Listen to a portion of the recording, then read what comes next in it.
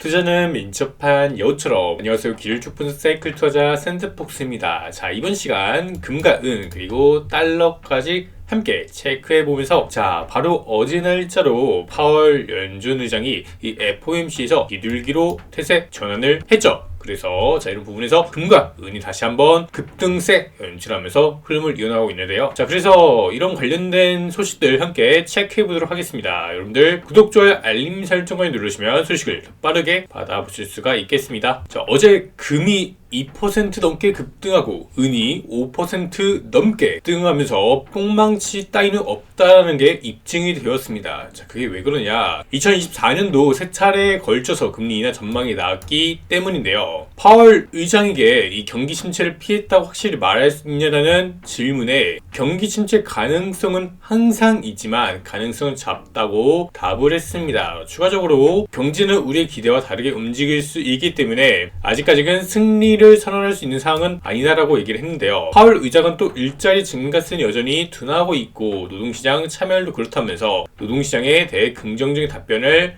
한 바 있습니다. 그러면서 제롬 파월 연준 의장이 인플레이션과의 전쟁은 그 누구도 승리를 선언하지 않았다고 선을 그었으며 불확실성이 모두 해소된 것은 아니라는 시각이 나오고 있습니다. 혹시라도 성장률이 급하게 올라가고 이에 따라서 물가도 다시 상승할 경우에는 이에 맞춰서 통화정책을 결정할 것이다라고 이야기를 했는데요. 경제가 현재 침체 주기에 들어섰다고 생각할 만한 근거는 많지 않기 때문에 내년에 침체가 올 확률은 언제나 있다라고 얘기를 했습니다. 아직까지는 침체, 그러니까 연착륙은 아직 끝나지 않았다. 연착륙이 될지 안 될지 아직은 모른다. 그리고 또한 침체로 이렇게 전환될 수 있다. 자, 이러한 이슈로 인해서 금리 인하 논의 시사에 미국 3대 지수는 환호하면서 금과 은 반등 일어나고 달러 약세로 전환되는 이런 모습을 그려주고 있습니다. 자, 우리가 생각을 해봐야 될 게 결국에 금과 은이 지난 몇 년간 부진했던 이유를 먼저 살펴봐야겠죠. 결국 강한 긴축이 동반되었기 때문에 이 긴축이 되는 과정 속에서 금리가 올라가고 이렇게 무위험 수익률이 올라가게 되니 상대적으로 금에 대한 선호도가 조금씩 떨어지는 요소가 첫 번째가 되겠고, 두 번째는 긴축으로 인해서 시장의 자금이 타이트해진 이유로 인해서 금과 은에서 생각보다는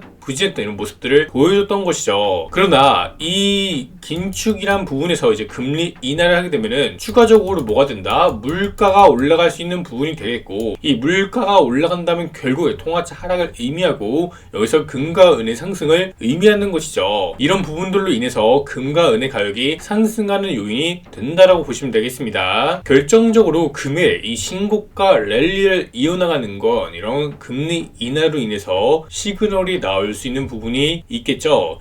금리 인하라는 건 결국에 이 물가 상승을 동반될 수 있는 부분이 있기 때문입니다. 자, 미국의 경제가 엄청나게 이렇게 성장세를 그리는 듯 하지만 이 양극화 현상으로 인해서 어려운 층은 굉장히 더 어려워지고 있고, 자, 이런 부분들은 연체율 지표에서 뚜렷하게 확인할 수가 있겠죠. 이런 과정 속에서 파월 연준 의장은 이 금리 인하를 통해서 조금 이제 부담을 완화시켜주려는 움직임을 보이고 있으나 결국에 물가 상승은 초래가 될 수 있다는 거, 그래서 시장은 이런 부분들을 알고 있기 때문에 금과 은의 급등세로 나타나면서 반응을 볼 수가 있겠습니다. 두 번째로는 결국에 시중에 이 통화량이란 거는 시간이 지나감에 따라 풀리기 때문인데요. 자, 이렇게 돈이 양의 풀림에 따라서 결국에 미국의 증시는 우상향을 그리는 이런 흐름들을 보여주고 있는 것이죠. 경기 침체가 발생하고 이제 은행이 무너진다라면은 환율의 폭등과 미국 증시의 폭락이 발생될 텐데, 자, 일단 이런 부분에서는 기술의 발전 속도와 함께 되기 때문에 이 시스템적 리스크가 발생되기 이전까지는 현재 이 추세가 유지될 것으로 볼 수가 있겠습니다. 굉장히 최근에 이 소식들이 추세의 지속성을 의미하기 때문인데요. 자, 일단 금 같은 경우는 상승 트렌드를 밟으면서 계속해서 우상향하는 모습을 그리고 있습니다. 주봉으로 봤을 때 제가 이제 아래꼬리 작업이 될 것이다 이번 주에 이렇게 말씀드린 바가 있고, 만약에 최악의 경우에 이 하단까지 또 열어놔야 되나, 결국에 뭐다? 올라가는 파동이다 라고 이렇게 말씀을 드린 바가 있습니다. 이제 주봉기능 현상에서 수급을 한 차례 박쳐 들어오면서 양봉으로 마감하려는 이런 흐름들을 그려주고 있고요. 자, 다만 일단 단기적으로 급하게 올라와 있기 때문에 자, 이 구간을 잘 지켜주는지 천천히 체크를 한 다음에 신규 진입을 하실 분들은 그 이후에도 늦지 않을 것으로 보여지겠습니다. 굉장히 좋은 흐름을 보여주고 있고요. 자, 결국에 다시 한번 돌파하면서 이 신고가 랠리 그리고 2,400불 충분히 갈 수 있다라고 저는 보고 있습니다. 자, 마찬가지로 은도 뿅망치 제 채널에서 그러시는 분들이 되게 많이 늘어나는데, 자, 뿅망치는 차단의 대상임을 먼저 안내해 드리겠습니다. 자, 그런 거 없고요. 결국 실물 투자하시는 분들은 이런 단기적인 변동성 따위는 무시해도 될 만큼 크게 이런 요소들은 중요하지 않다라고 먼저 말씀드리고 싶고요. 이런 과정 속에서 은도 굉장히 좋은 흐름들 보여주고 있습니다. 계속해서 계단식의 상승 흐름으로 이제 올라가려는 이런 모습들 딱 그림이 나오고 있는 것이죠. 12년간의 저항 트렌드, 13년간의 저항 트렌드를 돌파 한 차례 나왔기 때문에 돌파 눌림, 반등 눌림, 상승 이렇게 올라갈 수 있는 부분 충분히 있겠다. 그래서 이게 빠른 시일 그렇게 길지 않는 기간 내에서 한번 올라갈 수 있는 부분이 있지 않을까 라는 부분을 생각해 볼 수가 있겠고요. 자, 그래 돌아온 장세에서는 이 거대 컵의 하얀드 패턴 나오면서 쭉 올라갈 수 있는 부분이 있겠고, 자, 일단은 제가 보는 이 저항 레벨은 몇 불? 35불 레벨이 저항 레벨이다. 1타이온스당 35불까지는 수개월 이내로 충분히 도달 가능하다고 보고 있고, 조금 흔들기를 거치면서 과거에 2011년도 형성되어 있던 점을 돌파하면서 최종 목표 200불까지 갈 수 있겠다. 1트리온스에 200불 충분히 갈 수가 있다라고 보고 있습니다. 자, 이렇게 살펴봤고요. 달러는 일단은 단기적 약세를 보이고 있습니다. 이게 현재 이 금리에 대한 이런 기대감 이게 형성이 되어 있지만 그렇다고 경제가 갑자기 회복되고 이런 건 절대로 아니죠.